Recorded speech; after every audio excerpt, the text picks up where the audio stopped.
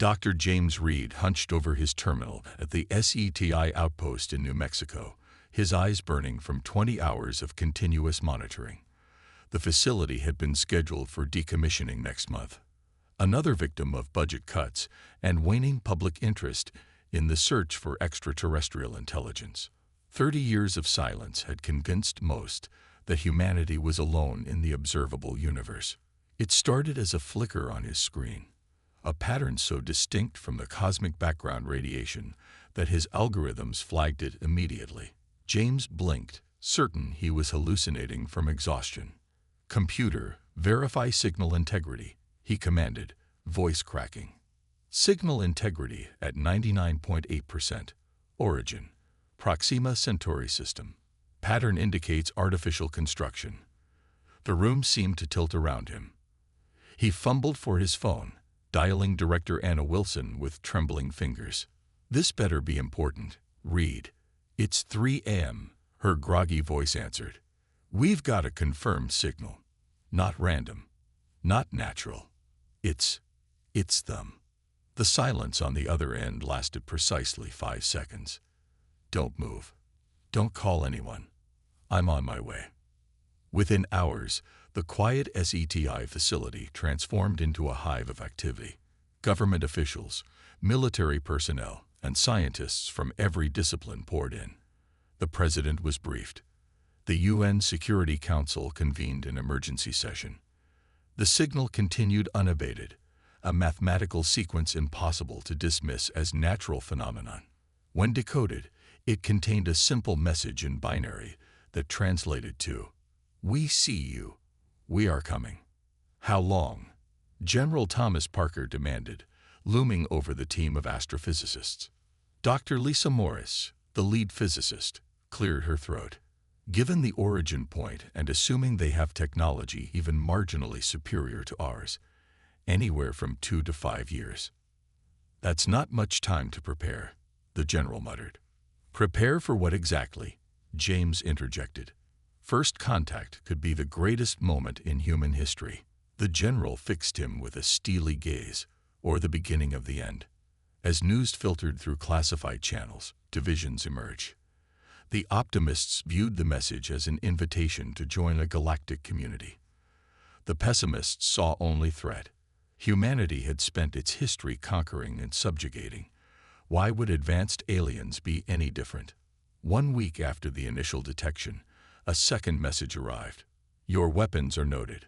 They will not help you." Global panic ensued when the message leaked. Stock markets crashed. Religious upheaval spread across continents. Conspiracy theories flourished. And in the shadows, governments began the largest coordinated military buildup in human history. 3 months later, orbital telescopes detected movement at the edge of our solar system. A massive object decelerating, its trajectory unmistakably aimed toward Earth. Humanity stood at the precipice of its greatest revelation, united in both wonder and terror of what approached. The question on everyone's mind: would this be humanity's elevation to cosmic citizenship or the prelude to its extinction? The answer began to emerge as the alien vessel entered the orbit of Neptune, broadcasting a new message to Earth. "Prepare to receive us. Resistance is unnecessary. Cooperation is preferred." The alien vessel entered Earth's orbit on a Tuesday morning, casting a shadow over the North Atlantic as it positioned itself between military installations in North America and Europe. Measuring nearly 3 kilometers in length, its obsidian surface absorbed light rather than reflected it, creating a void against the blue sky visible to naked eyes across half the planet. World leaders had agreed on a unified response protocol. Though tensions between nations had nearly dissolved this fragile alliance multiple times in the preceding weeks. The designated human ambassador, Dr. Mark Reynolds, a linguist and diplomat with no military background, waited at the agreed rendezvous point, a hastily constructed facility in international waters. "Remember," General Parker instructed as the helicopter descended toward the platform, "stick to the script. No unilateral offers or concessions." Mark nodded, his mouth dry. "And if they don't follow our script?" The general silence was answer enough. The alien delegation arrived without warning, not in some elaborate shuttle, but simply appearing on the platform in a shimmer of light. 3 figures stood before the human delegation, humanoid in general shape, but clearly not human. Their skin gleamed like polished copper, and where eyes should be, bands of iridescent material pulsed with inner light. "We are the vanguard," the central figure announced in perfect English, its voice resonating directly in the minds of all present. "We speak for the collective." Mark stepped forward. "On behalf of humanity and all nations of Earth, we welcome you to our world." The alien tilted its head. "Your welcome is noted but unnecessary. We have been observing Earth for 3 of your centuries. We know you better than you know yourselves." Cameras broadcasting to billions worldwide captured the exchange, humanity collectively holding its breath. "Why have you come?" Mark asked, deviating slightly from the agreed script. "To prevent your extinction," the alien replied. "Your species approaches a technological threshold. Historically, sentient species self-destruct within decades of reaching this point." General Parker stepped forward. "We can manage our own affairs." The alien turned toward him, its headband flashing. "Evidence suggests otherwise. Your nuclear arsenals, your climate modification failures, your biological weapons programs. The probability of human survival beyond the next century without intervention is below acceptable parameters." Mark intervened before Parker could respond. "What kind of intervention do you propose?" "Integration." All 3 aliens spoke simultaneously. "Humanity will join the collective. Your biological and technological distinctiveness will be preserved, but your self-destructive tendencies will be modified." The implications hung in the air. Not conquest through violence, but something potentially more absolute. The end of human autonomy. "And if we refuse?" Mark asked. "Then we will protect the biosphere through alternative means. Humanity's participation is preferred but not required for the continuation of Earth's evolutionary trajectory." As the aliens departed, returning to their ship in the same shimmer of light, global communications erupted with debate, fear, and in some quarters, hope.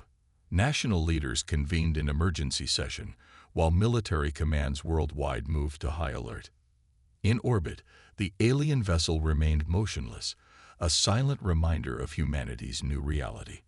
They had given Earth 30 days to provide an answer. In secure facilities around the world, scientists worked frantically to understand the alien technology they had glimpsed. Military strategists developed contingency plans. Religious leaders sought meaning in ancient texts.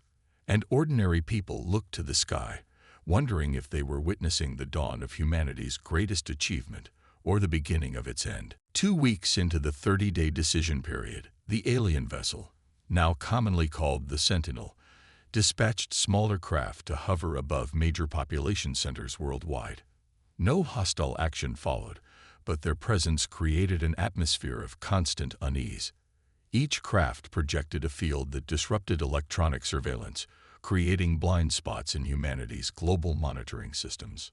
In Washington, D.C., the newly formed First Contact Response Team gathered in an underground facility. Representatives from science, military, philosophy, and religion debated humanity's options with increasing desperation. Integration could mean anything, Dr. Emma Hayes argued, her background in evolutionary biology making her particularly vocal. It could mean biological alterations, neural implants, or complete restructuring of human society. "We can't agree to such terms without specifics." General Parker pounded the table. "They've positioned themselves to neutralize our major defense systems. This isn't a negotiation. It's an ultimatum with a veneer of choice." The president's science advisor, Dr. Alan Morris, spoke quietly. "Our analysis of their technology suggests they could have eliminated us already if that was their intention. The fact that they're talking at all indicates they value something about us. Or something about Earth," the general countered. "They specifically mentioned protecting the biosphere with or without us." While leaders debated, society began fracturing along new lines. Pro-integration movements sprang up globally, many viewing the aliens as saviors from humanity's self-destructive path. Anti-integration groups prepared for resistance, stockpiling supplies and weapons. Religious communities split between those seeing divine intervention and those fearing demonic deception. On day 17, an unexpected development occurred. The Sentinel broadcast a message globally, bypassing all human communications networks. To demonstrate our intentions, we offer a gift. Simultaneously, in hospitals worldwide, terminally ill patients began to recover. Cancer disappeared. Degenerative diseases reversed. The alien technology targeted only the most hopeless cases, approximately 1 million people worldwide. But the effect was undeniable. Public opinion shifted dramatically. Integration support surged to nearly 60% in global polls. Then came the counterpoint. A team of independent researchers led by Dr. Robert Nelson announced their analysis of the alien language and technology had revealed a disturbing possibility. The collective mentioned by the aliens might not be an alliance of species, but a singular consciousness that absorbed individuals. Integration could mean the end of human individuality. The announcement triggered riots in major cities. Military units in several countries went rogue, attempting to target the alien craft despite stand-down orders. Their weapon systems failed before they could fire, disabled by technology that seemed to predict intentions before actions. On day 25, Mark Reynolds was summoned back to the meeting platform. "Your species appears divided," the Vanguard observed. "This was expected. We need more information before making such a momentous decision," Mark replied. "What exactly does integration entail?" The alien gestured, and the air between them shimmered, forming images of humans working alongside alien species on projects of incomprehensible scale, constructing structures around distant stars, terraforming planets, traveling through what appeared to be wormholes. The collective preserves the essence of each member species while removing the biological imperatives that lead to conflict and self-destruction. Your art, your curiosity, your adaptability, these will be valued. Your tribalism, your fear-response violence, your environmental destructiveness, these will be modified. Modified how? Mark pressed. Through means beyond your current comprehension. It will not be painful. The choice remains yours for 5 more days. As Mark delivered this message to world leaders, humanity faced its most profound choice. Maintain independence with all its flaws and possible extinction, or embrace a cosmic destiny at the cost of having their fundamental nature altered by an intelligence they barely understood. With 3 days remaining before humanity's deadline, the Sentinel began transmitting data streams to selected research facilities, glimpses of cosmic history that rewrote human understanding of the universe. The information revealed that the galaxy teemed with life, but intelligent species capable of developing interstellar travel were rare. Even rarer were those who survived their technological adolescence. Dr. James Reed, now working at NASA's Primary Data Analysis Center, stared at the screen in disbelief. According to this, over 8,000 technological civilizations have emerged in our galaxy alone. Only 47 managed to avoid self-destruction. And the collective absorbed them all. His colleague asked. James shook his head. No, that's the thing. About a third rejected integration. The collective apparently left them alone, continued monitoring. And he paused. Every single one eventually collapsed within a few centuries. This revelation spread rapidly, shifting the global debate. No longer was the choice between freedom and subjugation, but between guaranteed transformation or probable extinction. In a bold move, the United Nations Security Council voted to request a demonstration of what integration would mean for a human volunteer. After intense deliberation, Thomas Jenkins, a 45-year-old physicist with terminal cancer who had been mysteriously overlooked during the aliens' healing demonstration, volunteered. The integration process was broadcast globally. Jenkins entered a chamber aboard one of the smaller alien craft. For 6 hours, nothing visibly occurred. When he emerged, He appeared physically identical but moved with subtle differences. "I remain Thomas Jenkins," he stated to the camera. "My memories, my core personality, my human identity, these remain intact. But I now understand the collective. I experience connection to knowledge beyond human comprehension, yet remain individual." When asked if humanity should accept integration, he replied, "I cannot decide for humanity. But I can tell you that what I feared, the loss of self, has not occurred.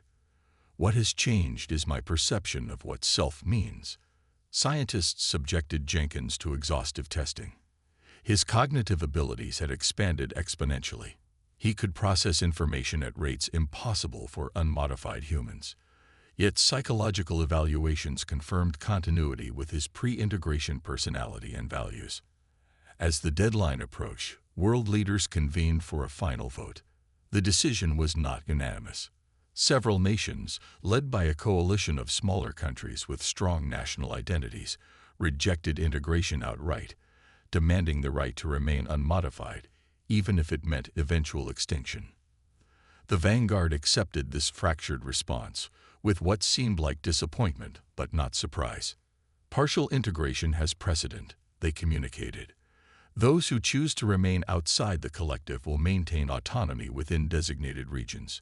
However, restrictions on technological development will be implemented to prevent harm to integrated populations and the biosphere." Thus began humanity's bifurcation. Approximately 70% of Earth's population chose integration. Within weeks, the process began, not through invasive procedures, but through interaction with artifacts the aliens distributed globally. These devices emitted fields that gradually altered human neurology, enhancing connectivity between individuals while preserving core identity. The remaining 30% established autonomous zones, primarily in parts of Asia, Africa, and North America, where they would continue unmodified human civilization under technological restrictions that prevented development of potentially catastrophic weapons or environmental threats. For the integrated majority, a new era dawned. Human representatives joined alien counterparts in orbital facilities, beginning humanity's apprenticeship in cosmic citizenship. Knowledge flowed freely among the integrated. Art, science, philosophy from thousands of worlds became accessible, while human creativity and perspective joined the galactic exchange. The question remained whether this divided path represented humanity's salvation or merely a more complex form of extinction. The answer would unfold across generations as both paths of humanity evolved toward their separate destinies. 5 years after first contact, Earth had transformed beyond recognition. Integrated humans worked alongside alien counterparts, implementing technologies that healed the planet's environment at an astonishing pace. Oceans cleared of pollution, atmospheric carbon levels stabilized, and extinct species were resurrected from preserved DNA. The autonomous zones watched these developments with mixed emotions. Walled off from the most advanced technologies, they'd nonetheless benefited from the healing of Earth's biosphere and occasional technological packages deemed safe by the collective. Dr. James Reed had chosen integration and now served as a liaison between fully integrated humans and the autonomous zones. Today, he stood at the border of the North American Autonomous Region, waiting for his counterpart, General Thomas Parker, now Governor Parker of the NAAR, approached with his usual military bearing, though he'd exchanged his uniform for civilian leadership attire. "Doctor," Parker nodded curtly. "What brings the collective to our doorstep today?" "Not the collective, Thomas. Just me." James smiled. The old friendship between them had strained but not broken. "I've come with important information." Inside Parker's office, James activated a holographic display showing a distant star system. "We've detected an approaching threat, a species we call the Harvesters. They're not part of the collective, and they target developing worlds for resource extraction, usually with catastrophic consequences for the native species." Parker's expression hardened. "And the mighty collective can't handle them without our help." "The collective could eliminate them easily," James replied. "But that's not their way. They prefer rehabilitation to destruction. More importantly, this is humanity's opportunity. Opportunity for what? To prove your path has merit. The harvesters will reach our solar system in approximately 3 years. They'll bypass our defenses because their technology operates on principles neither the collective nor unmodified humans fully understand. Parker leaned forward. So both the integrated and autonomous humans are vulnerable. James nodded. The collective believes that unmodified human creativity, particularly your capacity for unconventional warfare and strategy, might develop countermeasures they cannot conceive. They're proposing a joint defense initiative. Let me understand this clearly, Parker said, pacing. The superintelligent aliens who forced us to choose between integration or technological stagnation now want our help fighting an enemy they can't figure out. They didn't force the choice. They offered it. And they don't need help, James corrected. They're offering humanity a chance to contribute uniquely to galactic security. The autonomous zones specifically. The implication slowly dawned on Parker. This is a test. They're evaluating whether unmodified humanity has value in the cosmic order. Call it what you will. The collective operates on evidence. Show them that humanity's unmodified state has advantages. Within days, the Autonomous Council convened. Scientists, military strategists, and leaders from all autonomous zones gathered to assess the harvester threat using data provided by the collective. Dr. Emma Hayes, who had rejected integration to continue her research independently, led the scientific analysis. The harvesters employ quantum-entangled propulsion and weapons systems that operate outside conventional physical laws as we understand them. Simply put, they can attack without crossing intervening space. What's our advantage against something like that? Asked a military commander. Human unpredictability, Parker suggested. The integrated portion of humanity thinks collectively, efficiently, but potentially predictably. We still operate with individual inspiration and intuition. For months, the autonomous zones devoted their resources to developing countermeasures. They worked with limited technology, but unlimited creativity. Artists collaborated with physicists. Military tacticians partnered with game designers. Indigenous knowledge specialists joined quantum theorists. This chaotic, unstructured approach yielded dozens of failed prototypes, but eventually produced a defensive system based on deliberately introduced randomness, a concept the hyper-rational harvesters couldn't anticipate. When the prototype was ready, Parker requested a meeting with collective representatives. For the first time since the bifurcation, high-level delegates from both human paths gathered in a neutral facility. Our solution isn't elegant, Parker explained, displaying the technology.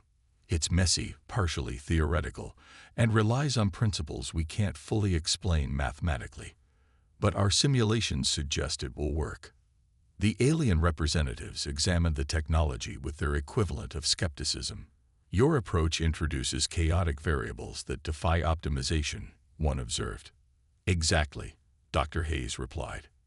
That's humanity's gift, finding value in imperfection and unpredictability.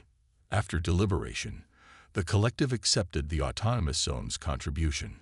Construction began on a solar system-wide defense network, combining the highest collective technology with the unpredictable human countermeasures.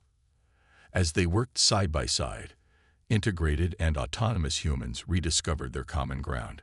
The rigid boundaries between their societies began to soften. For the first time since the choice that divided them, humans from both paths recognized they might be stronger together than apart.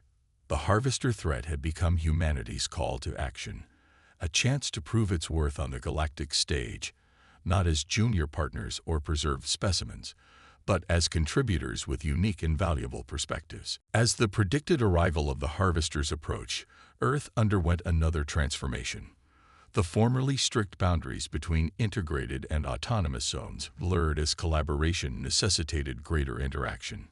Temporary exchange programs allowed specialists from both societies to work together on the defense network, creating unprecedented cultural cross-pollination. In the orbital command center designated Alpha Point, Governor Parker found himself working directly with the Integrated Leadership Council. The experience was unsettling. He could sense the subtle communication happening between integrated humans without words, yet they maintained individual personalities stronger than he had expected. The defense grid is at 87% completion, reported Commander Lily Williams, an integrated human who had once served under Parker in the Old World militaries. But we've detected accelerated harvester approach. New estimated arrival, 3 weeks. That cuts our preparation time in half, Parker observed grimly. Will we be ready? The physical infrastructure, yes, Lily replied. The tactical protocols need refinement. Their quantum signatures keep shifting in our simulations. Dr. Hayes, representing the autonomous scientific team, pulled up a holographic display. We've identified a pattern in the shifts. It's not random. It's adaptive. They're probing our defenses remotely. The revelation sent ripples of concern through both integrated and autonomous leadership. The harvesters were more sophisticated than initially assessed, not merely resource extractors, but intelligent predators who studied their prey before attacking. James Reed, who had risen to a position of significant influence within the integrated hierarchy, turned to Parker. We need to implement your chaos protocols immediately, even on the incomplete sections of the grid. That's premature, an alien representative objected. The system requires complete calibration to avoid cascade failures. Parker studied the tactical displays. No, Reed is right. If they're mapping our conventional defenses, we need to introduce unpredictability now. He turned to the alien. Your species values certainty and optimization. That's precisely what makes you vulnerable to these harvesters. After tense deliberation, the defensive strategy was altered. The autonomous zone's randomized countermeasures were deployed throughout the system, creating a defensive network that operated partly on logic and partly on principles that even its creators couldn't fully predict. The tension built as detection systems tracked the approaching harvester vessels, 11 ships of varying configurations, all utilizing the quantum entangled technology that made them so dangerous. They entered the outer solar system without conventional deceleration, appearing near Neptune's orbit, as if they had always been there. No communication attempts came from the harvesters. Their first attack targeted 3 orbital habitats near Mars, quantum weapons striking without warning. The defensive grid activated, its conventional and chaos-based systems working in tandem. 2 habitats were saved. 1 suffered critical damage with thousands of casualties. They're testing us, Parker said during the emergency response meeting, probing for weaknesses in the defensive coverage. For 2 days, the harvesters launched sporadic attacks throughout the solar system, never committing their full force. Each engagement provided data that allowed the human collective alliance to refine their defenses. The autonomous zone's unpredictable algorithms proved particularly effective, forcing the harvesters to expend significant energy on each attempted incursion. On the 3rd day, everything changed. The harvester fleet converged, combining into a single massive entity that defied conventional physics. This unified form began generating a quantum field that expanded toward Earth at an alarming rate. They're changing tactics, James announced in the command center. This isn't an attack. It's a harvest initialization field. Once it engulfs Earth, they can extract resources directly through quantum entanglement, including biological resources, Dr. Hayes added grimly. Thus, the defensive grid strained against the approaching field but couldn't halt its expansion. Conventional energy weapons passed through it without effect. Even the chaos-based countermeasures merely slowed its progress. In a desperate move, Parker proposed a radical solution. We need to invert our approach. Instead of defending against their quantum field, we should enhance it, amplify their entanglement effect, but redirect it. The Integrated Council processed this suggestion with inhuman speed, running simulations that showed a narrow possibility of success. This approach has an 18% probability of success, the primary alien representative stated, but all alternatives show lower probabilities. As the quantum field reached the moon's orbit, autonomous and integrated teams worked frantically to modify the defensive grid. Using the collective's vast processing power combined with the autonomous zone's unpredictable algorithms, they created a quantum resonance trap, a system designed to catch the harvesters in their own entanglement field. The gamble required perfect timing. As the field reached Earth's upper atmosphere, the modified defense grid activated. Instead of resisting the quantum effect, it amplified it, creating a feedback loop that traced the entanglement back to the harvester vessel. For 37 seconds, nothing happened. Then, the quantum field collapsed. The massive harvester entity shuddered visibly, its composite parts struggling to separate as the entanglement bound them together in unintended configurations. "It's working," Parker whispered, watching the tactical display. "They're caught in their own web." The harvester responded with unprecedented energy discharge, attempting to break free. Earth's atmosphere ionized with the backlash, creating auroras visible worldwide. Ground systems overloaded. Integrated humans linked to the defense grid suffered neurological feedback, many losing consciousness. In that critical moment, the autonomous command structure took full control, implementing a final phase of the chaos protocol that severed the entanglement at precisely the right quantum frequency. The resulting implosion consumed the harvesters entirely, leaving only a ripple of disturbed spacetime that the sensors struggled to analyze. As the emergency subsided, a profound realization spread through both human societies. Victory had been possible only through true cooperation. The collective's processing power and advanced technology combined with unmodified humanity's unpredictable creativity and willingness to embrace chaos. In the aftermath, as recovery efforts began, the rigid distinction between humanity's two paths no longer seemed so absolute or necessary. A new possibility emerged, not forced integration or stubborn isolation, but a third way forward where humanity's divided branches might reconnect while preserving the unique strengths of each. 1 year after the Harvester incident, Earth celebrated Unity Day, commemorating not the defeat of an enemy, but the beginning of reconciliation between humanity's divided paths. In New Geneva, a city built on the former border between integrated and autonomous zones, representatives from both societies gathered beneath a monument depicting intertwined DNA strands, symbolizing their common origin and potential shared future. Governor Parker, now serving as the first liaison director between autonomous and integrated communities, addressed the assembled crowd.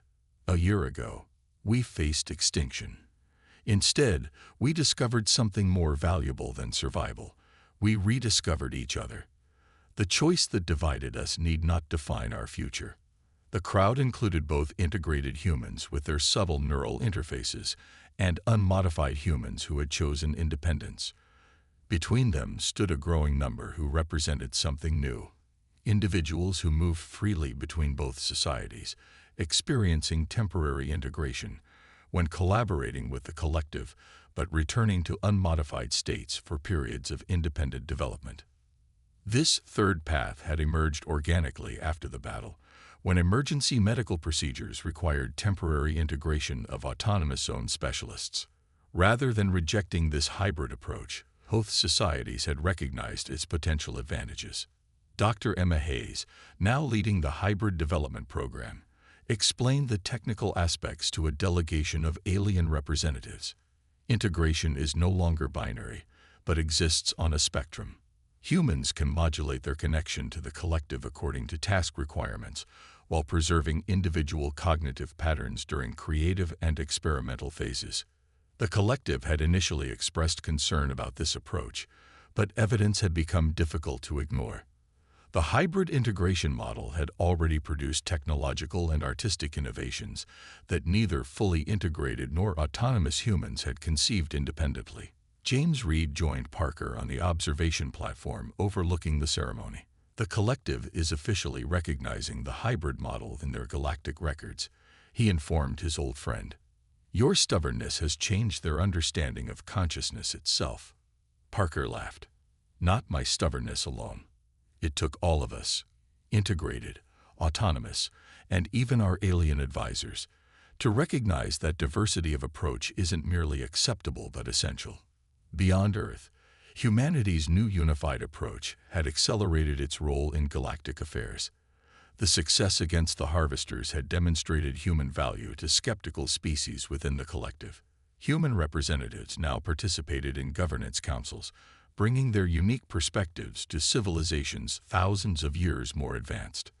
The Mars colony had become a testing ground for hybrid social structures, with integrated and autonomous communities developing side by side, sharing resources and knowledge, while maintaining distinct cultural identities. The first interstellar mission crewed by representatives from all three human paths, integrated, autonomous, and hybrid, had launched toward Alpha Centauri, carrying Earth's new social model to the stars. Yet challenges remained. Conservative factions within autonomous zones feared the hybrid approach would eventually lead to full integration through incremental steps. Purists among the integrated worried that modulating connection to the collective compromised its fundamental principles of shared consciousness and unified purpose. As night fell over New Geneva, Parker and Reed watched a holographic display of the Alpha Centauri mission's progress. "Do you ever regret your choice?" Parker asked quietly. "To integrate." James considered the question. "No, just as you don't regret maintaining your autonomy. We each followed paths that expressed our core values. And now those paths are converging again," Parker observed. "Not converging," James corrected. "Collaborating. The distinction matters." A communication alert interrupted their conversation, a signal from deep space, well beyond known collective territories. The message was simple: coordinates and a time frame, accompanied by a mathematical sequence that unmistakably indicated sentient origin. "Another first contact," Parker mused. "Something different," James replied, studying the signal pattern. "The collective doesn't recognize this communication protocol. It's completely novel." Within hours, a joint autonomous integrated analysis team determined the signal's implications, an invitation from a previously unknown spacefaring species, one that had observed humanity's response to the Harvesters and apparently found it worthy of attention. "They were watching us," Dr. Hayes concluded during the emergency briefing. The Harvesters might have been a test. The realization sent ripples through human society and the wider collective. Humanity's unified response had placed them on a larger cosmic stage than anyone had imagined. Whatever came next would determine not just humanity's place among the stars, but potentially the future direction of galactic civilization itself. As preparations began for the indicated rendezvous, humanity faced the future not as divided factions, but as a united species embracing its internal diversity as strength. The question that had haunted them since first contact, whether that moment represented the beginning of the end, now had its answer. It had indeed been the end of humanity's isolation, its limited perspective, its confinement to a single world. But it had also been the beginning of something greater, humanity's true potential as a species capable of evolving without losing its essence, of embracing the cosmos without surrendering its spark of chaotic creativity and individual spirit. As the joint mission prepared to meet the new civilization beyond known space, humanity carried forward not one but many answers to the great questions of existence, a diversity of perspectives united in common purpose, ready to face whatever waited beyond the horizon.